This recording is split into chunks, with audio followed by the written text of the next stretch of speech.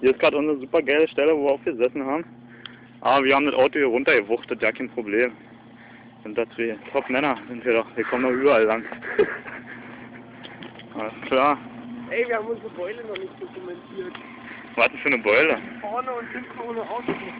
Doch, das haben wir schon alles dokumentiert. Ohne Auspuff hoch? Nee, ohne Auspuff noch nicht. Ja, dann müssen wir jetzt ohne Auspuff. Gib mal Gas, damit ich ins Haus aufnehmen kann.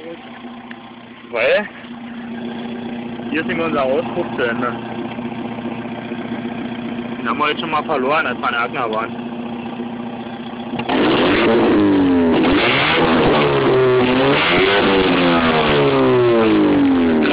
Hört ihr das Sportwagenmäßig an, oder?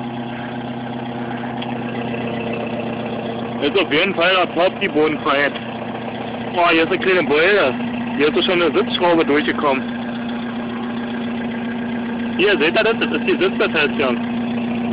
Sauhart, irgendwie ist ja alles total eingebeult. Das Einzige, was irgendwie noch nicht eingebeult ist, aber dafür ein tierisches Loch hat, ist der Tank.